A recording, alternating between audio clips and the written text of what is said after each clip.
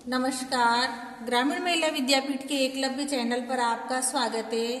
आज हम कक्षा 7 हिंदी के अंदर पढ़ेंगे हिमालय की बेटियां, जिसके लेखक है नागार्जुन। यहाँ पर हिमालय की बेटियां नदियों को बताया गया है। अभी तक मैंने उन्हें दूर से देखा था। लेखक कह रहे हैं कि अभी तक मैंने नदियों को दूर से देखा था। वे बड़ी गंभीर, शांत और अपने आप में खोई हुई लगती थी। वे मुझे बड़ी गंभीर दिखाई देती थी, शांत दिखाई देती थी और अपने आप में खोई हुई लगती थी। सम्राट महिला की भांति अच्छे कुल में जन्म लिए महिला की भांति वे प्रतीत होती थी। उनके प्रति मेरे दिल में आदर और श्रद्धा के भाव था। उन नदियों के प्रति मेरे दिल में बहुत आदर था और श्रद्धा के भाव थे।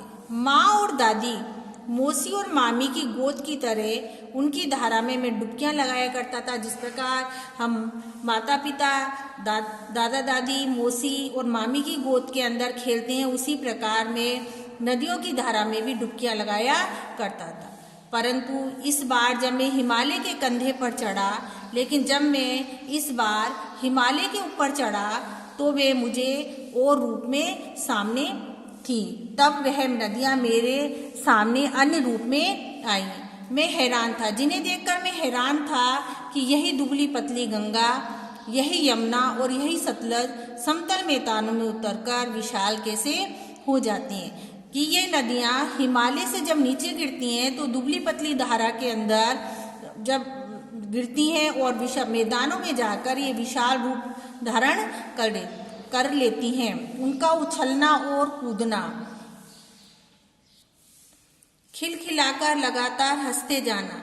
जब ये पहाड़ों से नीचे गिरती हैं तो उछलती हैं, कूदती हैं और खिलखिलाती हुई नीचे जाकर गिरती हैं। उनकी ये भावभंगी यानी हाव भाव, उनका ये उल्लास कहाँ गायब हो जाता है मैदानों में जाकर। लेकिन जब ये मैदानों में विशाल रूप धारण कर लेते हैं तो इनके हाव भाव और इनकी खुशियाँ ना जाने कहाँ गायब हो जाती है। किसी लड़की को जब मैं देखता हूँ, किसी कली पर जब मेरा ध्यान अटक जाता है, तब भी मैं इतना कौतूहल और विस्मय नहीं होता, तब भी मैं इतना आश्चर्यचकित नहीं होता जितना कि इन बेटियों की बाल लीला को देखकर, जितना कि मैं इन नदियों की बाल लीला को देखकर आश्चर्यचकित होता हूँ। कहाँ ये भागी जा रही हैं, ये मैदानों की ओर कहाँ भागी जा रही हैं? वे कौन से लक्ष्य को प्राप्त करना चाहती हैं जिसने इन्हें बेचैन कर रखा है? अपने महान पिता की जो हिमालय है, वे उनके महान पिता के समान है। विराट प्रेम को पाकर भी अगर उनका हृदय अतृप्ति ही है तो वे कौन होगा जो इनकी प्यास मिटा सकेगा? बर्फ जली नंगी पहाड़ियाँ, छोटे छोटे पौधों से भरी घाटियाँ, बंधुर यानी मुकुट, अदितकाएं यानी पहाड़ के ऊपर की समतल मैदान, सरसब्ज यानी हरा भरा, उपत्यकाएं यानी पहाड़ के पास की भूमि। ऐसा है इनका लीला निकेतन। खेलते खेलते जब ये जरा दूर निकल जाती हैं तो जंगलों में निकलती हैं तो उनके सामने देवदार, चीड़, सरो, चिनार, सफेदा, केल के जंगलों में पहुंचकर शायद इन्हें बीती बातें याद करने का मौका मिल जाता है। जब ये जंगलों में पहुंच जाती हैं तो इन्हें अपनी पुरानी बातों को याद करने का मौका मिल जाता। कौन जाने बुढ़ा हिमालय अपनी इन नटखट बेटियों के लिए कितना सिर धुनता होगा। बड़ी बड़ी चोटियों से जाकर पूछिए तो उत्तर में विराट मौन के सिवाय उनके पास और रखा ही क्या है।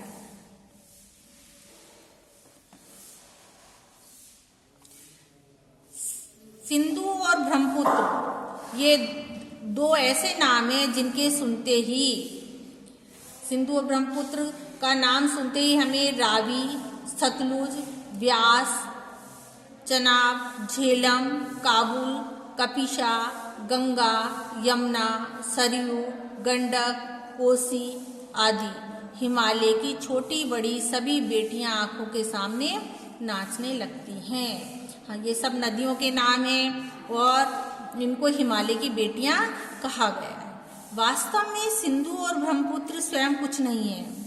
दयालु हिमालय के पिघले हुए दिल की एक एक बूंद ना जाने कब से इकट्ठा होकर इन दो महानदों के रूप में समुद्र की ओर प्रभावित होती है। जो सिंधु और ब्रह्मपुत्र नदी है वे स्वयं कुछ भी नहीं है, वे सब किसकी है? दयालु हिमालय की देन है, जो पिघले हुए दिल के साथ छोटी छोटी बूंदों के साथ इसमें पानी इकट्ठा होता रहता है और वे महानदी का रूप धारण कर लेता है। कितना सौभाग्यशाली है वे समुद्र जिसे पर्वतराज हिमालय की इन दो बेटियों का हाथ पकड़ने का श्रेय मिला है।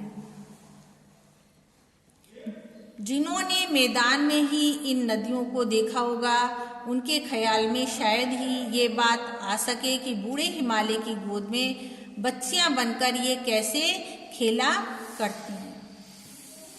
माँ बाप की गोद में नंग धड़ंग होकर खेलने वाली इन बालिकाओं का, इन नदियों का रूप पहाड़ी आदमियों के लिए चाहे आकर्षक भले ना हो, लेकिन मुझे तो ऐसा लुभावना प्रतीत होता है। चाहे पहाड़ में रहने वाले लोगों के लिए इन नदियों का बहना चाहे उन्हें आकर्षक ना लगता हो, लेकिन ये मेरे लिए तो बहुत ही लुभावना था।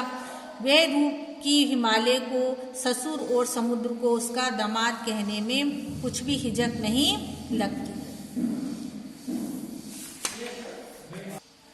कालिदास के विरही यक्ष ने अपने मेघदूत में कहा था, वेत्रवती, वेतवा नदी को कहा गया है, को प्रेम का प्रतिदान देते जाना। तुम्हारी ये प्रेयसी तुम्हें पाकर अवश्य प्रसन्न हो जाएगी। ये बात इन चंचल नदियों को देखकर मुझे अचानक याद आ गई और सोचा कि शायद उस महाकवि को भी नदियों का सचेतन रूपक पसंद था। दरअसल जो भी कोई नदियों को पहाड़ी घाटी और समतल आंगनों के मैदान में जुदा जुदा शक्लों में देखेगा, अलग अलग शक्लों में देखेगा, वे इसी नतीजे पर पहुंचेगा। काका कालेलकर ने नदियों को लोक माता कहा है।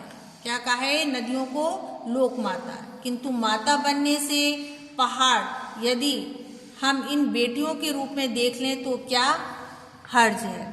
किंतु अगर माता बनने से पहले यदि हम इन बेटियों को इन नदियों के रूप को देख लें तो उसमें कोई हर्ज नहीं है। और थोड़ा आगे चलिए, इन्हीं में अगर हम प्रेयसी की भावना करें तो कैसा रहेगा?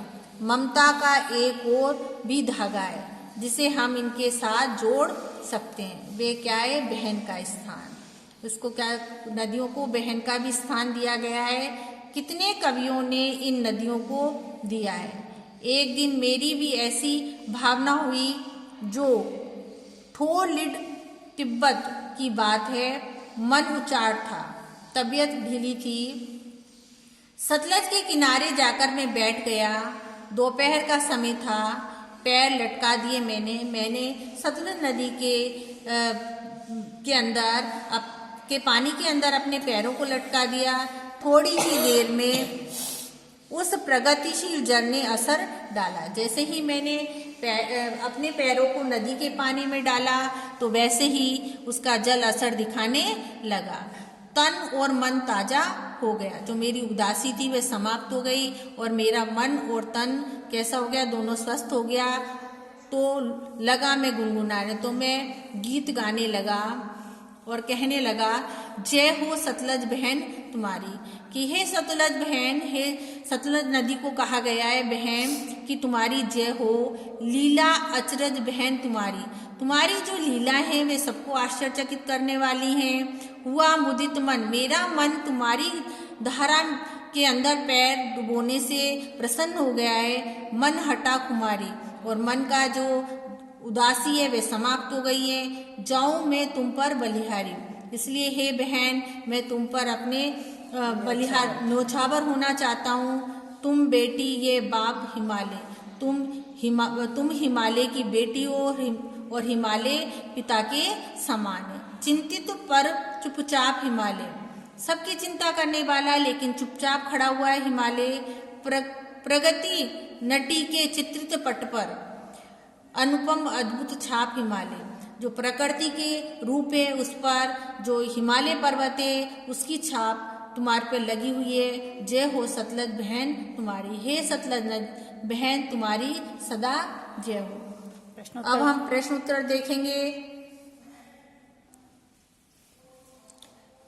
पहला प्रश्न, नदियों को माँ मानने की परंपरा हमारे यहाँ काफी पुरानी है, लेकिन लेखक नागार्जुन उन्हें और किन रूपों में देखते हैं।